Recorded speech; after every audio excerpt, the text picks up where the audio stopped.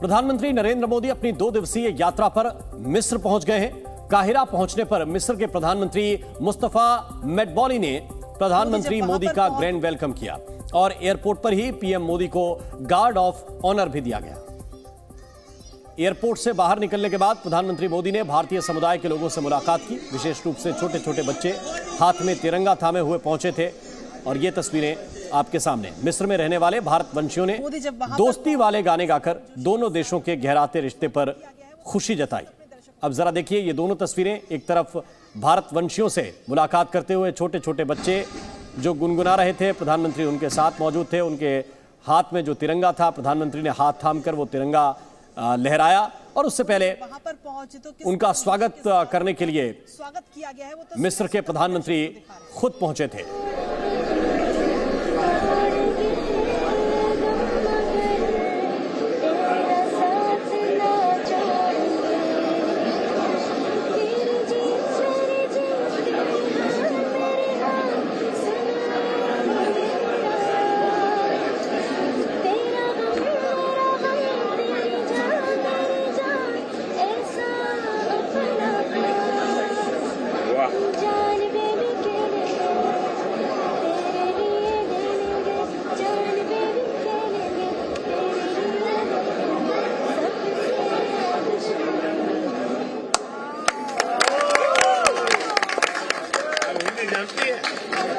थोड़ा बहुत इंडिया में कभी आई?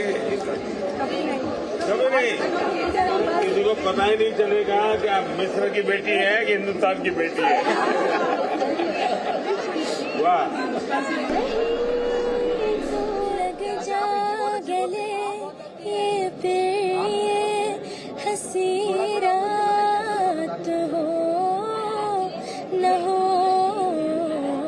शायद फिर इस जन्म में मुलाकात हो ना हो, हमको मिली है आज दरिया नसीब से।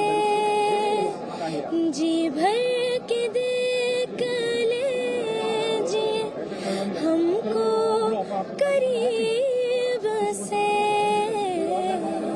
फिर आपके नसीब में ये बात हो न हो, शायद फिर इस जन्म में मुलाकात हो न हो, लग जा गले। प्रधानमंत्री नरेंद्र मोदी का अमेरिका दौरा खत्म हो गया है, लेकिन अपनी इस 3 दिन की यात्रा में प्रधानमंत्री नरेंद्र मोदी ने एक बार फिर प्रवासी भारतीयों का दिल जीत लिया। प्रधानमंत्री नरेंद्र मोदी ने यह बता दिया कि भारत की दुनिया में कितनी अहमियत है। नमस्ते। और प्रधानमंत्री नरेंद्र मोदी का अमेरिका में राजकीय दौरे का ये आखिरी दिन बेहद शानदार रहा। वॉशिंगटन में जनगण मन हो रहा था, वहीं रोनाल्ड रीगन सेंटर में मोदी मोदी की गूंज सुनाई दे रही थी। वॉशिंगटन के रोनाल्ड रीगन सेंटर में ये मिनी हिंदुस्तान का नजारा था। प्रधानमंत्री मोदी के वहां पहुंचते ही पूरा हॉल गूंजने लग गया। उसके बाद प्रधानमंत्री नरेंद्र मोदी ने अपने दिल की बात कही। आप लोगों ने इस हॉल में एक प्रकार से भारत का फुल मैप बना दिया है। प्रधानमंत्री नरेंद्र मोदी ने मिनी इंडिया का जिक्र किया तो पूरा हॉल तालियों की गड़गड़ाहट से गूंज उठा। कोने के लोग यहां नजर आ रहे हैं।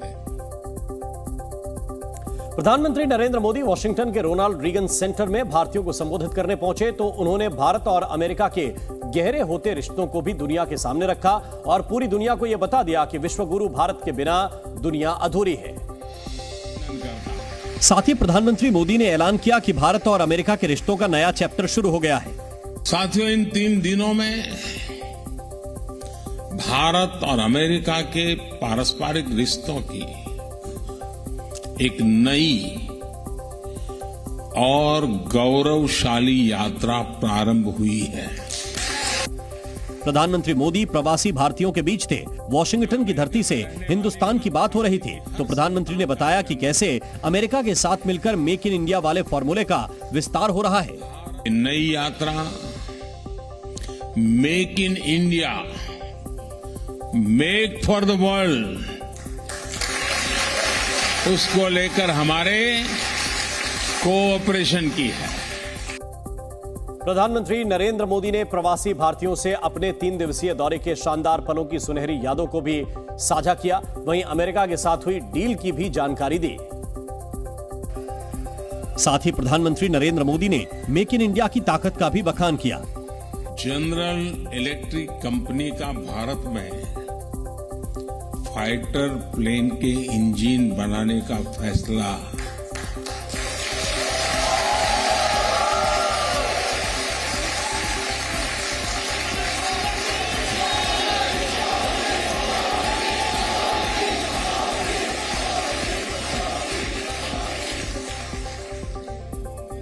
भारत के डिफेंस सेक्टर के लिए ये मील का पत्थर साबित होगा।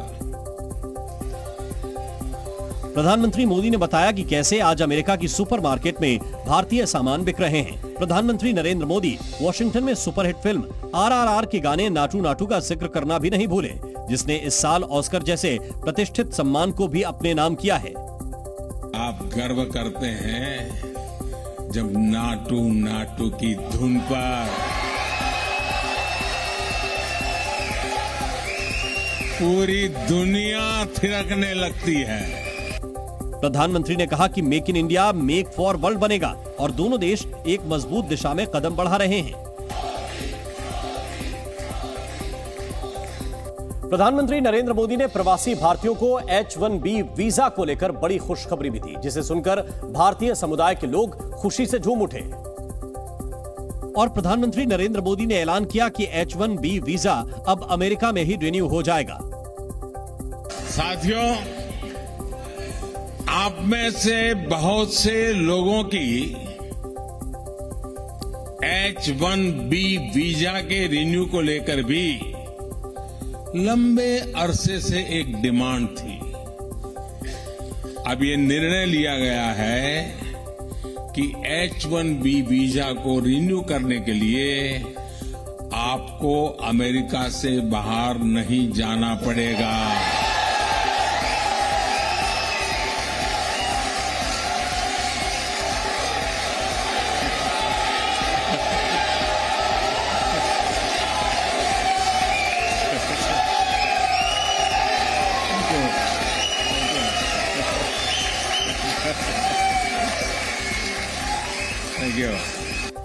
इस अमेरिकी दौरे पर प्रधानमंत्री नरेंद्र मोदी का यह आखिरी संबोधन रहा।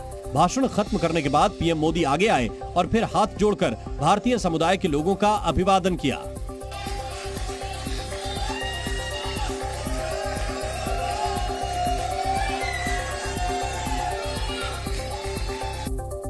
रोनाल्ड रीगन सेंटर में प्रधानमंत्री नरेंद्र मोदी के संबोधन से पहले भारत का राष्ट्रगान गाया गया। इंटरनेशनल सिंगर मैरी मिल्बेन ने भारत का राष्ट्रगान गाया, लेकिन इसी दौरान यहां कुछ ऐसा हुआ जिसकी किसी को भी उम्मीद नहीं थी। और राष्ट्रगान गाने के बाद सिंगर मैरी मिल्बेन प्रधानमंत्री मोदी की तरफ बढ़ी और उनके पैर छू लिए। ये देखकर रोनाल्ड रीगन सेंटर में मौजूद सभी लोग हैरान रह गए। प्रधानमंत्री का आशीर्वाद लेने के बाद उन्होंने इंडिया और प्रधानमंत्री नरेंद्र मोदी की जमकर तारीफ की। सिंगर मैरी मिल्बेन ने कहा कि मैं यहां आकर बहुत सम्मानित महसूस कर रही हूं। Honored to be here. The Prime Minister is such a wonderful and kind man, and it was just a sincere honor to be a part of his state arrival visit this week, to have been with him in New York, and certainly to honor him tonight singing the Indian national anthem. I loved hearing the crowd sing the anthem. You could hear the passion. Singer Mary Millben ने कार्यक्रम के बाद media से बातचीत करते हुए बताया कि उनका यहां होना उनके लिए सच्चा सम्मान है। भारतीय समुदाय को संबोधित करने से पहले प्रधानमंत्री नरेंद्र मोदी ने US India strategic partnership forum को भी संबोधित किया। प्रधानमंत्री मोदी ने कहा कि भारत और अमेरिका की साझेदारी दुनिया का भाग्य बदल सकती है। और प्रधानमंत्री मोदी ने कहा कि हमारी साझेदारी बेहतर भविष्य के लिए है। जिस तरह बाय पार्टीजन सपोर्ट भारत को मिला है वो वाकई अभूतपूर्व है। इसलिए मेरा ये विश्वास और गहरा हो गया है कि हमारी पार्टनरशिप 21वीं सदी की दुनिया का भाग्य बदल सकती है। US India strategic partnership forum के कार्यक्रम में पीएम मोदी ने कहा कि जो खेलेगा वही खिलेगा। अब खेलने और खिलने की जिम्मेदारी आपकी है। भारत अमेरिका की सरकारों ने आपके लिए ग्राउंड वर्क कर दिया है। खेत जोतने का काम हमने कर दिया है। इसमें जो जरूरी होगा वो हम आगे भी करते रहेंगे, लेकिन अब इस ग्राउंड पर खुलकर खेलने और खिलने की जिम्मेदारी आपकी है।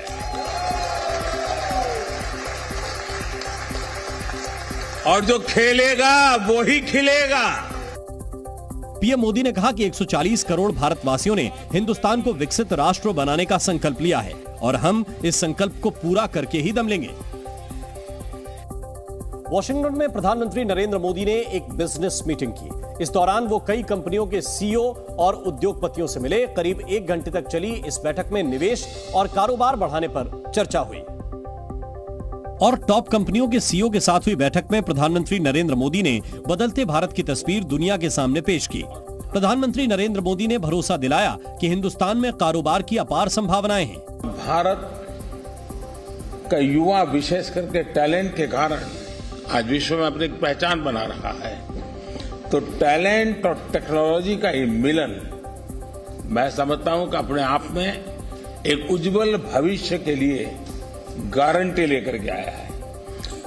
ये सुबह कुछ ही मित्रों के बीच की है, लेकिन ये सुबह उज्जवल भविष्य की गारंटी लेकर के आई है। बैठक के दौरान अमेरिकी राष्ट्रपति जो बाइडेन ने भी भारत के साथ पार्टनरशिप बढ़ाने पर जोर दिया। टॉप कंपनियों के सीईओ के साथ प्रधानमंत्री मोदी की हुई बैठक का सकारात्मक परिणाम भी देखने को मिला। पीएम मोदी से मुलाकात के बाद अमेरिकी कंपनी गूगल ने बड़ा ऐलान कर दिया। और प्रधानमंत्री मोदी की तारीफ करते हुए गूगल के सीईओ सुंदर पिचाई ने डिजिटल इंडिया को बढ़ावा देने के लिए $10 बिलियन के निवेश करने की बात कही। साथ ही गुजरात की गिफ्ट सिटी में फिनटेक ऑपरेशन सेंटर खोलने का ऐलान भी किया। It was an honor to meet Prime Minister Modi during a historic visit to the US, and we continued our conversation, and we shared Google is investing $10 billion in the India Digitization Fund. प्रधानमंत्री नरेंद्र मोदी ने Amazon के CEO Andrew जेसी से भी मुलाकात की। इस मुलाकात के बाद अमेज़न ने भारत में $15 बिलियन और निवेश करने का ऐलान किया। इससे पहले अमेज़न ने पहले से ही भारत में $11 बिलियन का निवेश कर रखा है। Amazon is one of the biggest investors in India in the world. We've already invested $11 billion to date with an intention to invest another $15 billion. अमेरिकी दौरे के पहले दिन प्रधानमंत्री नरेंद्र मोदी ट्विटर के मालिक और टेस्ला के सीईओ एलन मस्क से भी मुलाकात कर चुके हैं। प्रधानमंत्री नरेंद्र मोदी के अमेरिकी दौरे में तकनीक के क्षेत्र में कई बड़े समझौते हुए। इन्हीं समझौतों में से एक है रक्षा में तकनीक को साझा करना। समझौते के मुताबिक अमेरिका भारत को GEF-414 टेक्नोलॉजी देगा। फाइटर जेट बनाने की इस तकनीक के आने से भारत का डिफेंस सिस्टम कई गुना मजबूत हो जाएगा। पूरी दुनिया में सिर्फ 4 देश ही ऐसे हैं जिनके पास फाइटर जेट बनाने की तकनीक है। अमेरिका, रूस, इंग्लैंड और फ्रांस के बाद अब इस लिस्ट में भारत का नाम भी जुड़ जाएगा, क्योंकि अब अमेरिकी कंपनी जनरल इलेक्ट्रिक भारतीय कंपनी हिंदुस्तान एरोनॉटिक्स लिमिटेड को GEF-414 इंजन टेक्नोलॉजी देगी।